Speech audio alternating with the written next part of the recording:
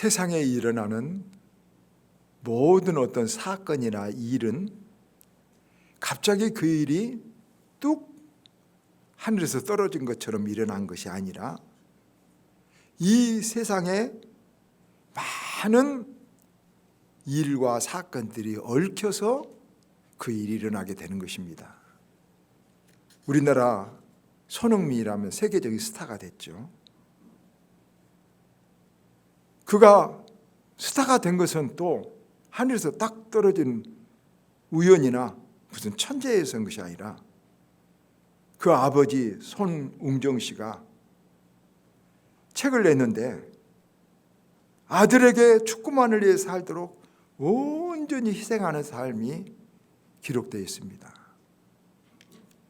자기는 무명의 선수였다가 코치를 했었는데 그 손흥민 아버지가 손흥민에게 하는 참 좋은 말 중에 손흥민이가 오른발도 잘 차고 왼발도 잘 차는데 왼발을 연습시키면서 몇 번이나 손흥민이가 나는 오른발 잡이니까 오른발로 해야 된다고 다 축구 선수들 자기가 잘한다고 하니까 손흥민 아버지가 하는 말이 대나무는 땅속에서 뿌리가 내리려면 5년 동안 아주 힘들게 뿌리가 내려진다. 그러나 한 번 착근이 딱 되면은 5년이 지나고 나면 1년마다 배로 자라고 어마어마한 것이 된다. 그 말을 손흥민이가 100번은 더 들었답니다. 그러면서 초심을 잃지 않고 늘 손흥민에게 하는 말이 너 초심을 잃으면 안 된다. 내려간다. 초심하고 가르쳤다고 합니다.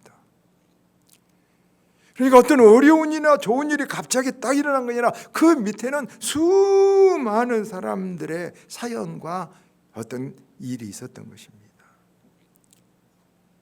우리는 대부분 마리아나 역사랄지 여러 가지 동방박사들 이야기들, 로마 제국 이야기들을 알고 있는데 우리가 쉽게 간과하고 넘어가기 쉬운 몇 가지 이야기, 그 속에 피어난 꽃처럼 성탄 절도 우리가 모르지만 귀한 우리가 간과하기 쉬운 역사를 세 가지 생각해 보려고 합니다.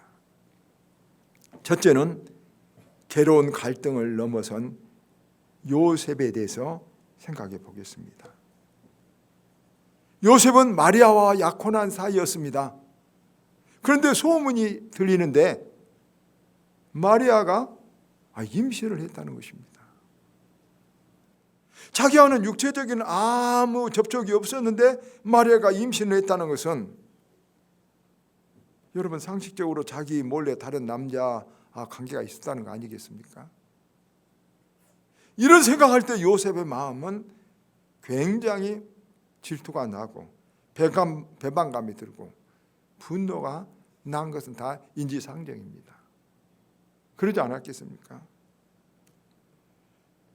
화가 나서 분노와 질투로 그 마리아를 정죄할 수 있습니다. 많은 사람들이 그럽니다. 그런데 마리아를 내가 화가 나서 내 질투되는 내 시기대로 정죄를 하면 신명기 22장 22절에 말합니다. 가늠한 그런 여자들은 마을로 끌어내서 사람들이 돌을 던져서 죽일 수 있습니다. 마리아가 정죄를 받고 죽게 됩니다. 그러면 이제 굉장히 배반한 자에게 응징을 하고 분이 풀어지겠죠. 오늘날 많은 사람들의 행동이 그렇게 하는 것입니다.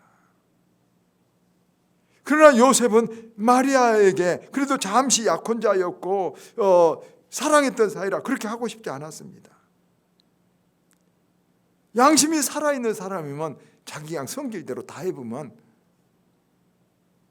복수한다고 해버리면 남을 밀어 넣어버리면 죽이면 괴로운 것입니다. 그래서 요셉은 이러지도 못하고 저러지 못하고 갈등하고 괴로워했습니다. 근데 안 그러려고 한다면 자기를 배반한 여자, 남하고 자서 아기를 배갖고 온 여자하고 살아야 되고 그 아기를 키워야 된다는 것은 더더구나 생각하기 어려웠던 것입니다. 그래서 요셉은 잠을 이루지 못하고 고민을 했습니다. 그러다가 결론이 마태복음 1장 19절에 보면 가만히 끊고자 합니다. 그 소문 안 내고 파혼을 결심한 것입니다. 이제 이렇게 했는데 밤에 꿈에 천사가 나타나서 요셉에게 말합니다. 마리아가 임신한 것은 성령에 의한 것이니 마리아를 데려오라. 여러분, 이것은 요셉이 가만히 끊고자 했는데 하나님의 말씀이 이렇게 개입을 한 것입니다. 그럴 때 여러분 어떻게 하겠습니까? 이건 꿈이니까, 꿈에 천사가 나타나니까 심리현상이라도 말할 수 있고, 이거 인간의 상식으로서는 도저히 있을 수가 없는 일이었습니다. 어떻게 여자가 남자를 만나지 않고 임신할 수 있는가? 누가 이것을 믿을까? 꿈을 꾼 요셉 자기도 안 믿어지는데 사람들도 안 믿고 자기가 마리아를 받아들이면 바보라고, 못난이라고 놀리고 평생 부끄러움을 당할 것입니다. 그래서 요셉은 밤새도록 잠을 못 자고 고민을 하지만 결국은 결론은 그렇습니다. 천사의 말을 따르기로, 하나님의 말씀을 듣기로 합니다. 물론 천사의 말을 들어도 이제 자식을 낳았는데 그 자식이 자기 자식 된 거 아니죠. 나무 자식을 키우는 거죠. 그 괴로움과 그 갈등은 평생 갈 것입니다. 그렇지만 그 모든 것들을 요셉은 받아들이고 하나님 말씀을 따릅니다. 그럼 마리아를 데려와서 결혼합니다. 예수님의 탄생의 배후에는 이렇게 남 모르는 요셉의 깊은 고민과 부끄러움과 희생과 괴로움이 있었던 것을 여러분 이해하시겠습니까? 성질대로 해버릴 수 있습니다. 질투가 나서 견딜 수가 없습니다. 다른 남자하고 몸을 섞었다는 것입니다. 어떻게 아기를 낳을 수 있습니까? 그런 남의 아기를 어떻게 자기가 평생 키울 수가 있겠습니까? 어마어마한 짐입니다. 그러나 그는 자기 성질대로 하면 하나님 뜻을 이룰 수 없다는 것을 알고 자기 이익이나 체면을 다 버리고 하나님 뜻을 이루기 위하여 아멘하고 받아들입니다. 이것이 무엇입니까? 내 생각과 내 뜻, 내 성질대로가 아니라 하나님의 말씀과 하나님의 뜻을 받아들이는 것이 믿음이고, 여러분, 하나님 뜻을 이루는 가장 귀한 인생의 태도는 믿음으로 희생하는 것입니다. 가정도 교회에도 어떤 단체도 그곳에 하나님 뜻이 이루어지고 복이 있으려면 성질대로 하는 사람들이 있는 곳은 마귀가 좋아합니다. 세상 풍조대로, 세상 상식대로 하는 것도 하나님 뜻을 이룰 수 없습니다. 여러분, 하나님 뜻을 따르고 하나님의 기뻐하시는 일을 하기 위해서 자기를 믿음으로 희생하는 것이 하나님 뜻을 이루는 것입니다. 가정도 내 가정, 내 성질대로 마음대로 하는 것이 아니라 하나님 뜻을 생각하고 가정을 이뤄갈 때 가정에 귀한 축복의 문, 운이 오는 문, 은혜의 문이 열리는 것입니다. 괴로움이 있어도, 어려움이 있어도 내 생각대로 내 뜻대로 하지 않고 하나님 뜻, 하나님이 기뻐한 대로 최선을 다하면 하나님께서 우리에게 길을 내주시는 것입니다. 오늘 우리에게도 힘든 일이 많고 갈등이 있고 어떤 사람에게 배반도 당하고 마음에 상처도 있고 내 성질대로 해버리고 싶은 일도 있고 잠 못 이루고 고통스러운 일도 있습니다. 그러나 그 모든 일들 속에서 여러분 하나님 뜻을 찾으면 하나님 뜻대로만 한 걸음 한 걸음 한 걸음 오늘 한 걸음 걸어가면 하나님이 갑자기 큰 문을, 축복의 문을 열어준다는 것을, 그것이 하나님의 손길이라는 것을 여러분 믿으시길 바랍니다. 두 번째, 다른 길로 가는 동방 박사의 사연을 생각해 보고자 합니다. 우리가 동방 박사들 하면 흔히 예물을 드리는 황금과 모래아까 이런 예물 드리는 이야기만 있는데, 저는 마태복음 2장 12절에 보면 동방 박사들이 다른 길로 가니라 이런 말이 있습니다. 여기에 깊은 사연이었습니다. 산을 넘고 물을 건너 지도도 없고 내비게이션도 없는 시대에 먼 길을 별만 따라서 이 예루살렘까지 왔습니다. 그런데 이 동방 박사들은 예루살렘에 딱 별이 서 있으니까 이 별이 왕의 별이라는 것을 이제 알고 왕궁으로 들어갔습니다. 그래서 헤롯에게 왕으로 나신 이가 여기 있습니까? 그러니까 헤롯이 깜짝 놀라서 이제 왕이 태어난다면 자기는 왕위를 폐위당할 것을 알고 불안해져 갖고 그 태어난 왕을 제거해야 되겠다고 마음속에 모함을 품고 동방 박사들은 이렇게 말했습니다. 아기를 찾으면 나에게 알려주세요. 그러면 나도 가서 경배하겠습니다. 그건 경배하겠다는 것이 아니라 그 아기를 제거하겠다는 거예요. 그래서 박사들은 이 아기를 이제 예루살렘에서 찾은 게 아니라 베들레헴에 가서 찾았습니다. 그리고 경배를 딱 하고 났는데 박사들에게 갈등이 있었습니다. 왜냐 그러면 헤롯 왕이 자기에게 왕궁을 와서 나에게 갈려주면 너에게 가는 길이야 편의도 해주고 보상도 하겠다고 그랬는데 하나님께서 그 길로 헤롯의 궁전으로 가지 말고 다른 데로 돌아가라. 여러분 이때 동방 박사들에게 이제 두 길이 있었던 것이죠. 왕궁으로 가는 길과 다른 길로 또 오지 않았던 다른 길로 가는 길이 있습니다. 왕에게 가면 포상도 받고 명예도 얻고 잔치도 베풀고 많은 선물도 얻어서 갈 수 있습니다.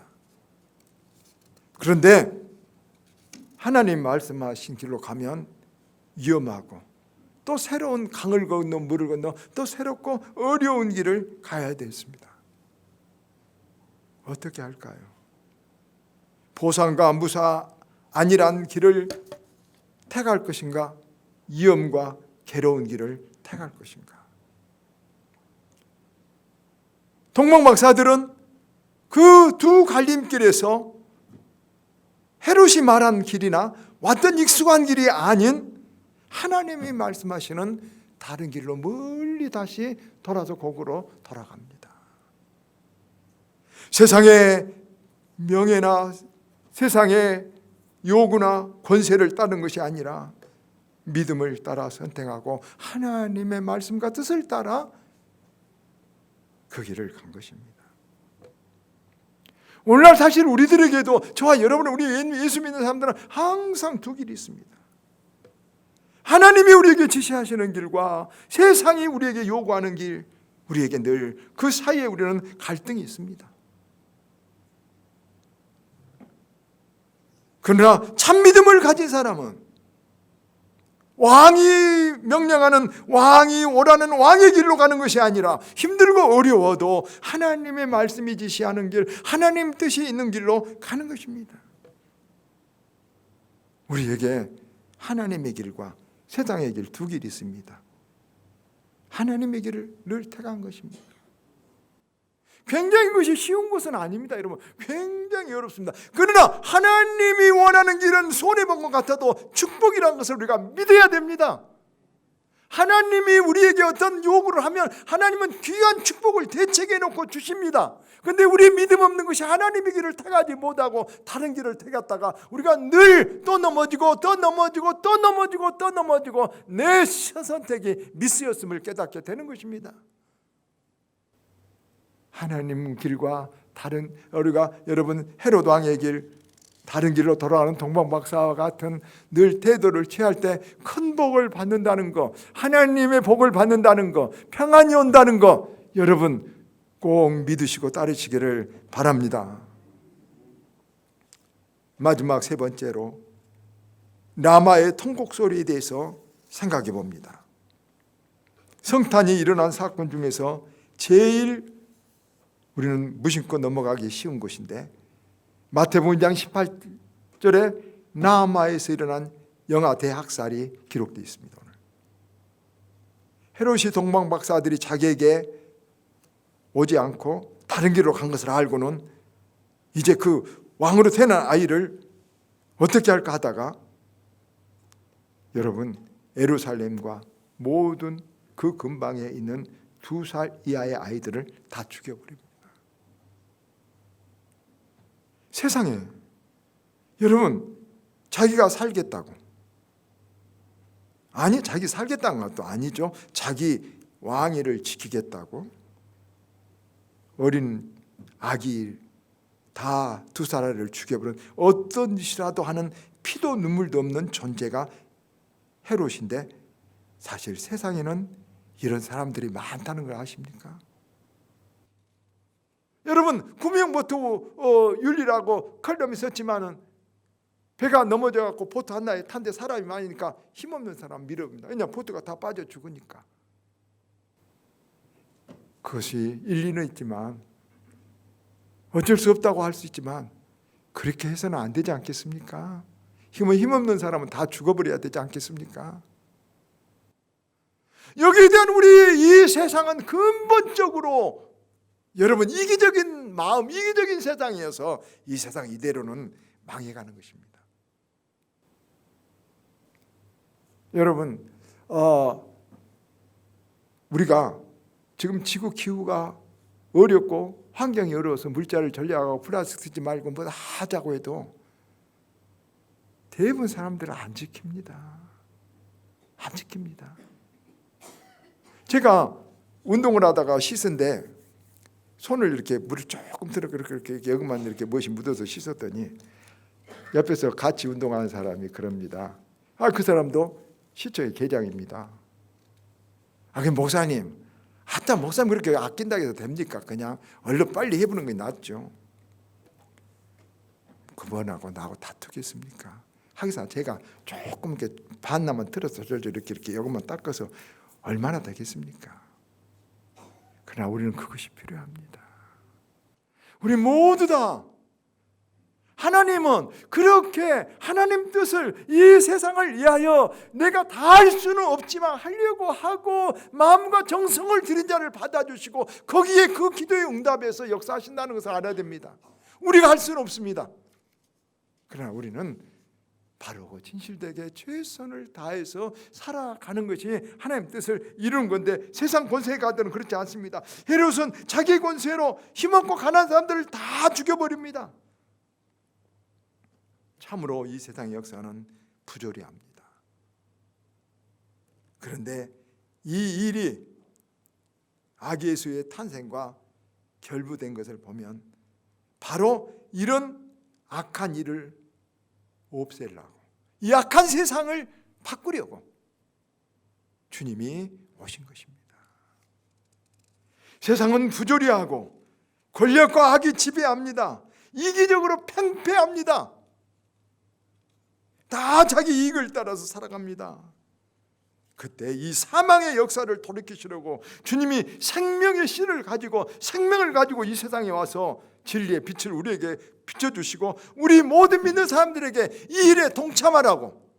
우리가 이 세상을 바꿀 수는 없습니다. 아시겠습니까? 그러나 우리가 동참하면 하나님이 바꿔주십니다. 그걸 믿으시길 바랍니다. 우리가 동북 수온지 비 오게 못합니다. 물을 채우지 못합니다. 그러나 우리가 기도하고 우리가 물을 아끼면 하나님 비를 내려주십니다. 믿는 자를 보고 하나님은 역사하신다는 이것 때문에 우리는 그 일을 우리가 못 이룰지라도 우리가 하나님의 뜻에 동참하는 삶을 살아야 된다, 그 말입니다.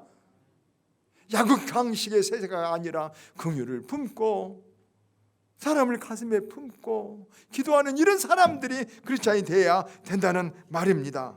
하나님에게 소망이 있다는 말입니다. 나는 안 되지만 하나님에게 소망이 있습니다.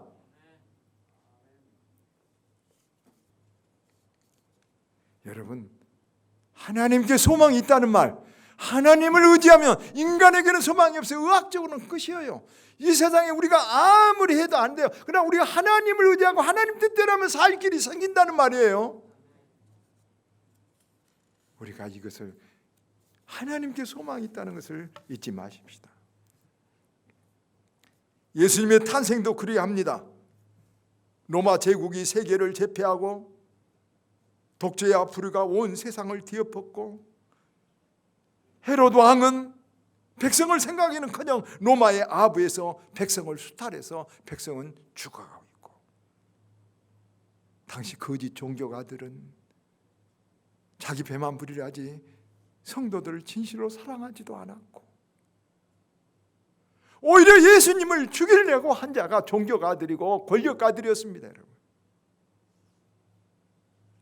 그래서 백성들은 아무도 희망이 없고 살아갈 꿈이 없을 때 하나님께서는 베들레헴에는 아주 작은 다윗의 동네에 메시아가 오리라고 구약의 약속을 준 그 약속을 하나님은 기억해서 가장 어두운 때, 가장 슬픈 때, 절망 때 메시아를, 우리 주님을 이 땅에 보내주셔서 새 희망의 역사를 만들었던 것입니다.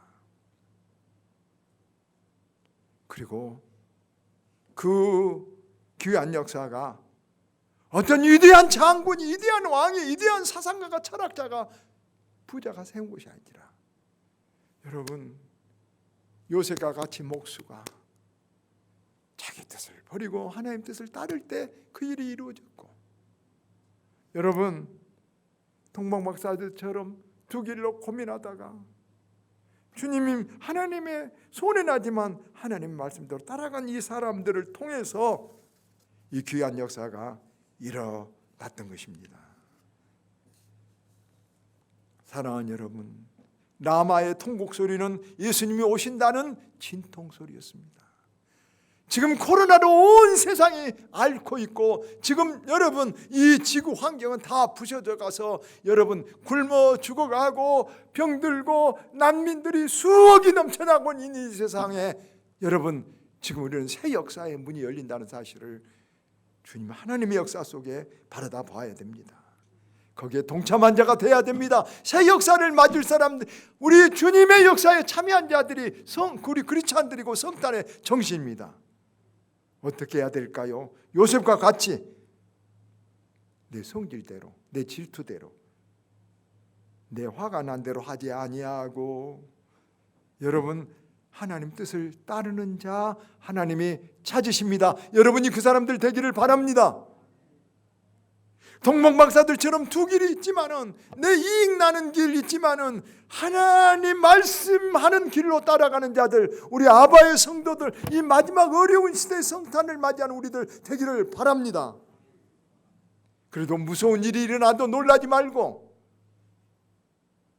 광폭한 일들이 일어나도, 정치가 아무리 썩고 세상의 부경화가 아무리 광폭하더라도 놀라지 말고 하나님의 새로운 역사를 바라보면서 하나님 뜻을 따라 우리가 성탄을 맞이하고 살아가는 우리 아바의 성도들 다 되기를 주의 이름으로 축원합니다.